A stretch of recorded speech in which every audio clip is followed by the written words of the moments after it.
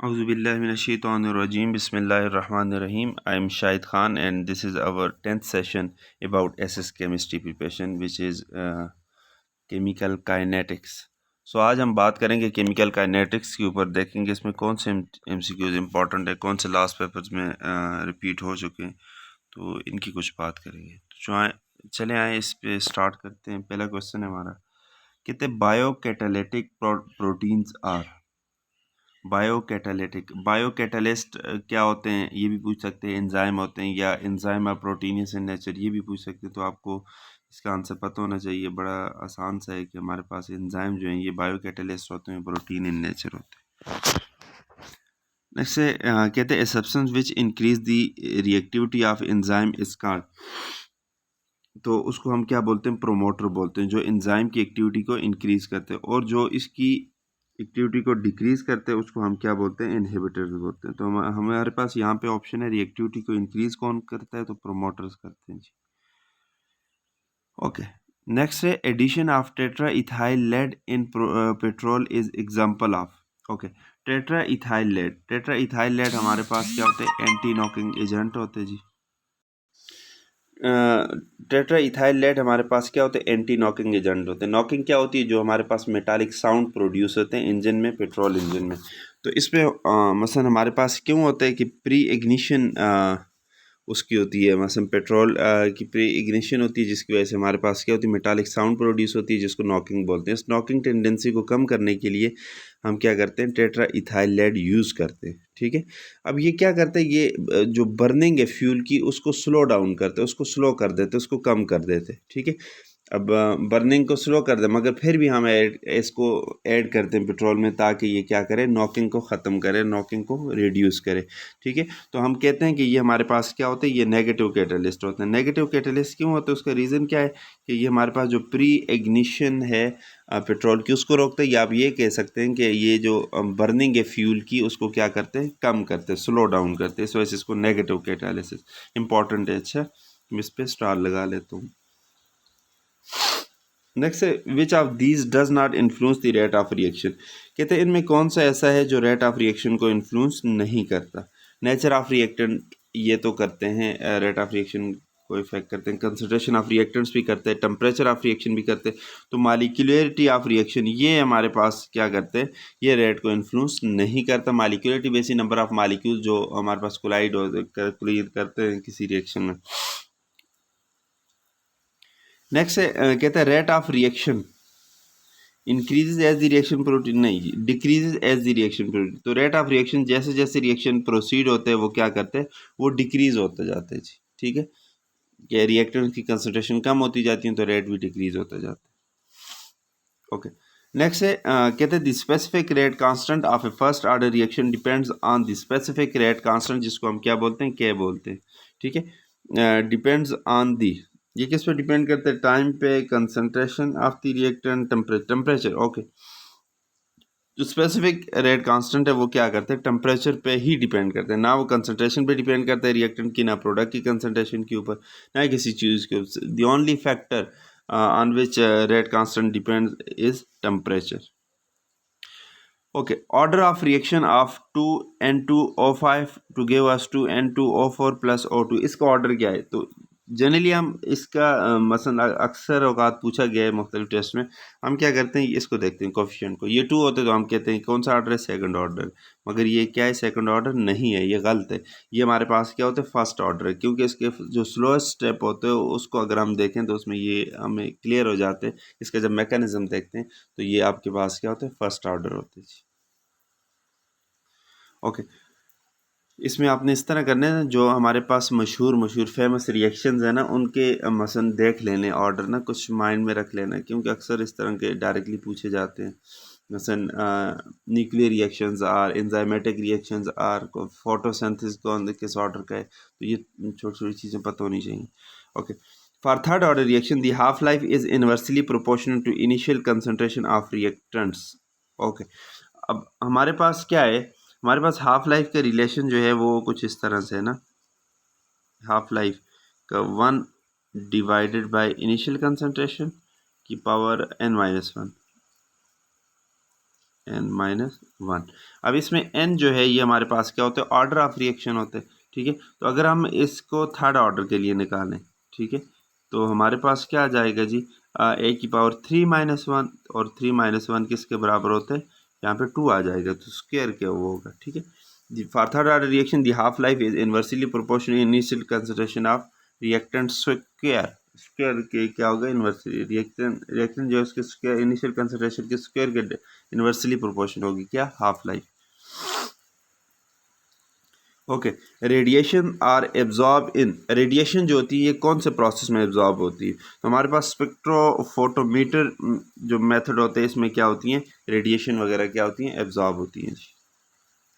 Next चलते हैं, कहते हैं on increasing the temperature the rate of reaction increases mainly because, कि जब हम टेम्परेचर इंक्रीज करते हैं तो रेट ऑफ रिएक्शन इंक्रीज होता है। इसमें बेसिक असल रीज़न क्या है, तो बेसिकली जब हमारे पास क्या होता है, टेम्परेचर ज़्यादा होते हैं तो ये डायरेक्टली प्रोपोर्शन होते हैं काइनेटिक एनर्जी के। मालिक्यूल्स की काइनेटिक एनर्जी ज़्यादा होगी तो उसकी, इसका मतलब हम कह सकते हैं मूवमेंट ज़्यादा हो जाएगी। मूवमेंट ज़्यादा होगी तो हम कह सकते हैं उसकी क्या होगी, कुलियन जो है वो क्या होगी, ज़्यादा होगी। तो हमारे पास ये ऑप्शन आएगा कि कुलियन फ्रीक्वेंसी जो है वो आपके पास क्या होगी, इंक्रीज होगी। कुलियन फ्रीक्वेंसी का मतलब है कि नंबर ऑफ कुलियन जो हैं तो वो हमारे पास क्या होंगे, पर सेकंड में क्या होंगे, ज़्यादा हो जाएंगे। ओके, क्वेश्चन 11 है, कहते हैं -D(N2O5) molar concentration into small d और t रिप्रेजेंट, ये क्या बताते हैं, ये हमें बताते हैं, रेट बताते हैं, ठीक है। अब रेट किसका बताते हैं, तो ये रेट बताते हैं, चूँकि इसके साथ नेगेटिव साइन है तो ये क्या बताते हैं, rate of decomposition of N2O5। अगर ये नेगेटिव साइन नहीं होता तो रेट ऑफ फॉर्मेशन होता है। नेगेटिव का मतलब है हमारे पास क्या होती है, डिकम्पोजिशन होती है, डिकम्पोजिशन या डिक्रीज होती है। नेक्स्ट है, कहते हैं value of activation energy is primarily determined by. अब जो एक्टिवेशन एनर्जी की वैल्यू है उसको कैसे डिटरमाइन कर, तो एक्टिवेशन एनर्जी की प्राइमरीली कैसे उसको डिटरमाइन होती, कैसे डिटरमाइन होती है, तो हमें ये चीज़ बताती है, टेम्परेचर नहीं जी, effective clean concentration of reactant नहीं, chemical nature of reactants and products, इससे हम अंदाज़ा लगाते हैं। Chemical nature of reactants and products, उनकी नेचर को देख के हम अंदाज़ा लगा रहे होते हैं एक्टिवेशन एनर्जी का, ठीक है। अगर रिएक्टेंट्स के अंदर बॉन्ड वीक हैं तो उसकी एक्टिवेशन एनर्जी कम होगी, अगर नहीं बॉन्ड स्ट्रांगर है और फिर एक्टिवेशन एनर्जी क्या होगी, ज़्यादा होगी। Units of the rate constant of reaction is, अब units of rate constant of the reaction is, इसको आपने ना एक मैं अलग से वीडियो भी बनाऊंगा इसके ऊपर ट्रिक्स की, वो आपने देखनी है, वो मैं आपके साथ लिंक शेयर करूंगा। अभी मैं आपको शॉर्ट सा फार्मूला बता देता हूँ कि k is equal to rate constant जो है ये हमारे पास बराबर हो जाता है मोल की पावर 1-n इंटू लीटर की पावर n-1, और यहाँ पे पर सेकंड, ये हमारे पास फार्मूला। अब इसमें n क्या है, ऑर्डर ऑफ रिएक्शन है, ठीक है। अब हमारे पास units of rate of reaction, तो रेट ऑफ रिएक्शन क्या होता है, रेट ऑफ रिएक्शन यही होता है ना, मोल पर लीटर पर सेकंड, ठीक है, ये उसकी यूनिट होती है। मगर आपसे अगर कोई भी ऑर्डर पूछे, फर्स्ट ऑर्डर की, सेकंड ऑर्डर की, थर्ड ऑर्डर की, तो आप क्या कर सकते हैं, आप इस n की जगह उस ऑर्डर को रख के आप उसकी यूनिट फाइंड आउट कर सकते हो। फिलहाल इसमें जो हमारे पास आती है वो क्या है, moles per litre per second. Next है, कहते हैं rate of disappearance of reactant is equal to, rate of disappearance की बात हो रही है, reactant is equal to rate of reaction, बिल्कुल हो सकता है, rate of formation of product, बिल्कुल हो सकता है, एनर्जी रिलीज ड्यूरिंग रिएक्शन, ये तो नहीं है, ठीक है। तो हमारे पास कौन से दोनों ऑप्शन है, ए एंड बी, ठीक है, दोनों ठीक है। अच्छा, इसमें एक चीज़ आपने वो करनी, देखे जैसे मैंने पहले ही वो टिक कर लिया था ना रेट ऑफ रिएक्शन, तो बाकी अगर ऑप्शन ना पड़े तो ये MCQs हमारा गलत हो जाते, तो आप टिक करने एग्ज़ाम में जब आप जाते हैं तो MCQs फाइनल करने से पहले, टिक करने से पहले आप सारे ऑप्शंस को पढ़ें, तो वहाँ पे अगर बोथ का ऑप्शन है तो ये कि उसको कंसिडर करें, फिर देखें सोचें। नेक्स्ट है the rate of reaction when the consideration of reactants are taken as unity, तो ये हमारे पास क्या होता है, स्पेसिफिक रेट कांस्टेंट होता है, कि जब हमारा रेट ऑफ रिएक्शन जो है ये आपके पास क्या होगा, स्पेसिफिक रेट कांस्टेंट के बराबर हो जाएगा, कब, जब कंसंट्रेशन को क्या लेंगे आप, यूनिटी लेंगे जी। When a product act as a catalyst then it is called, okay, जब कोई प्रोडक्ट ही कैटालिस्ट के तौर पे काम करे तो ऐसे रिएक्शन को हम क्या बोलते हैं, ऑटो कैटालिसिस बोलते हैं, ऑटो कैटालिसिस बोलते हैं। कि जब कोई प्रोडक्ट खुद जो है वो जो प्रोडक्ट बन रही है रिएक्शन के दौरान वही कैटालिस्ट के तौर पे काम करे तो इसको बोलते हैं। मसलन जब हम क्या करते हैं, हाइड्रोलिसिस करते हैं, किसकी? एस्टर की।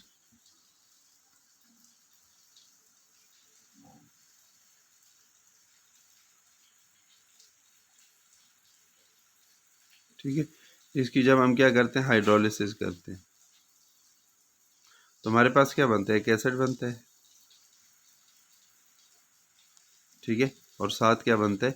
साथ वाटर बन जाते हैं, नहीं अल्कोहल बनते हैं, ROH। ठीक है, अब ये रिवर्सिबल भी होगा। क्यों? क्योंकि यहाँ पे ये एसिड है जो कि इसको क्या कर रहा है? रिवर्सिबल रिएक्शन को कैटालाइज कर रहा है। ठीक है, तो ये ऑटो कैटालिसिस बन जाएगा। For determining the order of reaction we use, order of reaction के लिए हम क्या यूज़ करते हैं? हम हाफ लाइफ मेथड यूज़ करते हैं जी। For determining the order of reaction, कि कैसे ऑर्डर ऑफ रिएक्शन हमें हम निकालेंगे, हाफ लाइफ मेथड यूज़ करेंगे। विच of the following type of reaction is third order reaction, इनमें से कौन सा थर्ड ऑर्डर है? तो हमारे पास ये वाला जो रिएक्शन है, ये हमारे पास क्या है? थर्ड ऑर्डर है। FeCl3 + 6 पोटाशियम आयोडाइड, ये वाला जो रिएक्शन है जी, ये हमारे पास क्या होगा? ये थर्ड ऑर्डर रिएक्शन होगा जी। कहते हैं the activation energy of reaction include the average kinetic energy of the reactants is in addition to the average kinetic energy is in addition to the average kinetic energy required for effective collision, ये इसके लिए होती है। Activation energy हमें क्या होती है? किसी रिएक्शन की रिक्वायर्ड होती है, किसके लिए? इफेक्टिव कोलिजन के लिए। ताकि वैसे कोलिजन तो बहुत ज़्यादा होते हैं मगर इफेक्टिव कोलिजन कम होते हैं, और रेट ऑफ रिएक्शन डिपेंड करेगा इफेक्टिव कोलिजन के ऊपर, जिनकी मसलन ऐसे कोलिजन जिनमें काइनेटिक एनर्जी हो, उनकी प्रॉपर डायरेक्शंस हो। ठीक है, तो तब the unit of the rate constant is the same as that of the rate of reaction in. Okay, unit of rate constant क्या थी? हमने अभी बात की थी कि मोल पर dm³ पर सेकंड, ये यूनिट थी किसकी? रेट कांस्टेंट की। अब अगर वो जो मैंने आपको ट्रिक लिखाई थी, मतलब ये ट्रिक ये थी ना, मोल और इधर क्या था? n-1 था, ये 1 - 1 लीटर n-1, और यहाँ पे हम क्या रखेंगे? सेकंड। तो अगर हम ज़ीरो ऑर्डर को चेक करें तो n की जगह क्या आएगी? ज़ीरो आ जाएगी। ज़ीरो अगर रखें, यहाँ पे भी ज़ीरो रखें, यहाँ पे भी ज़ीरो रखें, तो ये हमारे पास क्या बनती है? यही यूनिट बनती है रेट कांस्टेंट की। तो हमारे पास ऑप्शन क्या आएगा? Zero order reaction. और याद रखें ये बहुत रिपीट होता है, इसको भी मैं स्टार लगा लेता हूँ। ठीक है, इंपॉर्टेंट है। A catalyst can accelerate the reaction rate, retard the reaction rate, chemically unconsume at the end of the reaction, तो all of these। ठीक है, रिटार्ड द रिएक्शन रेट, अगर नेगेटिव कैटालिस्ट है तो ये रिएक्शन रेट को क्या करेगा? रिटार्ड करेगा, कम करेगा। ठीक है,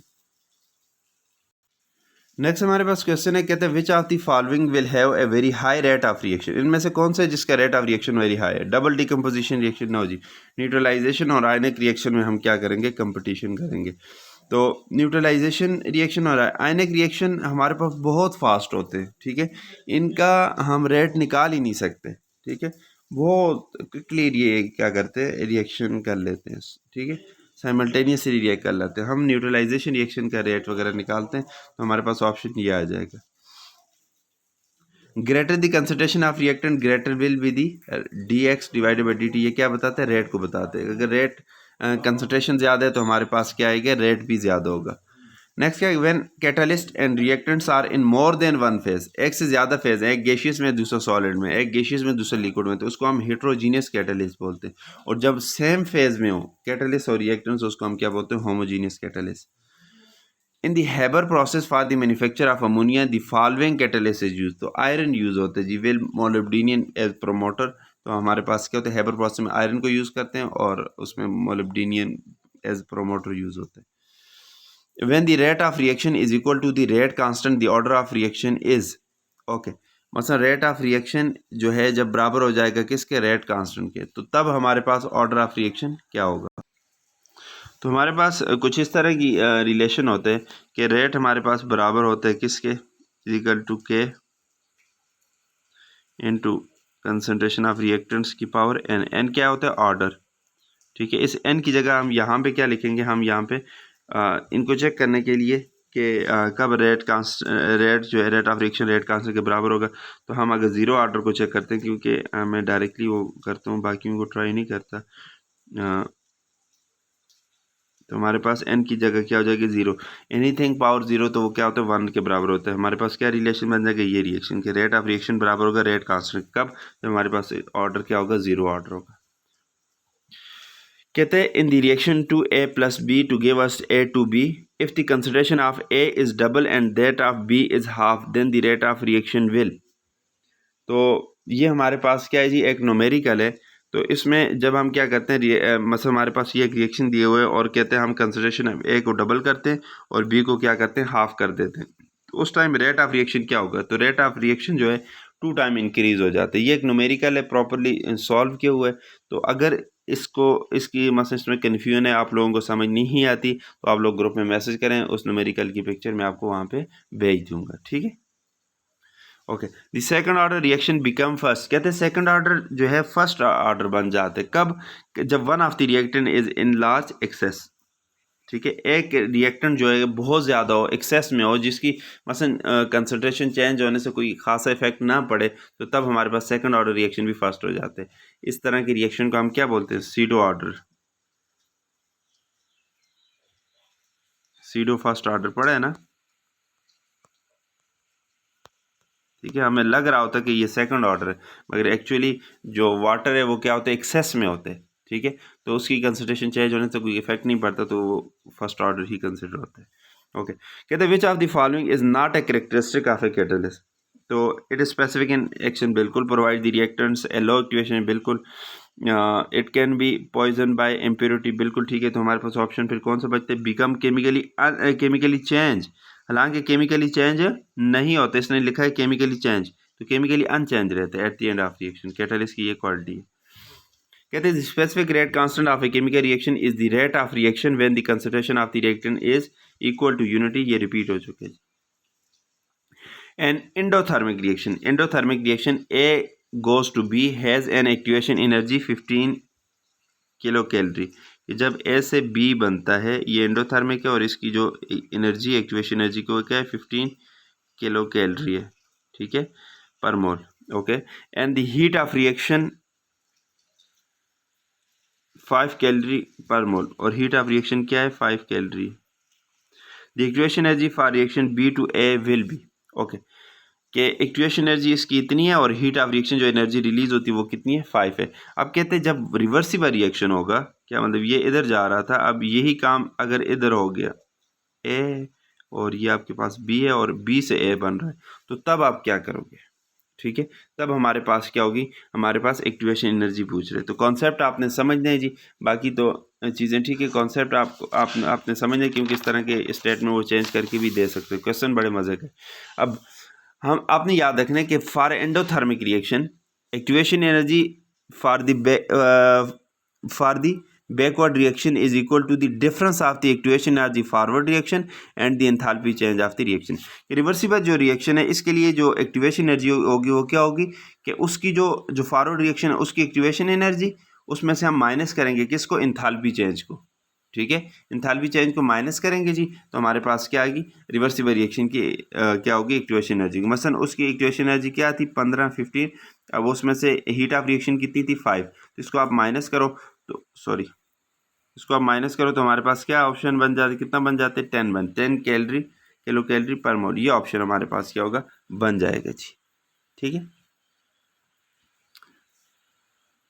नेक्स्ट है, कहते हैं rate of reaction is double for every 10 degree rise in temperature. The increase in reaction rate as a result of temperature rise from 10 degree to 100 degree is, कि रेट ऑफ रिएक्शन डबल हो जाते हैं 10 degree temperature rise करने से।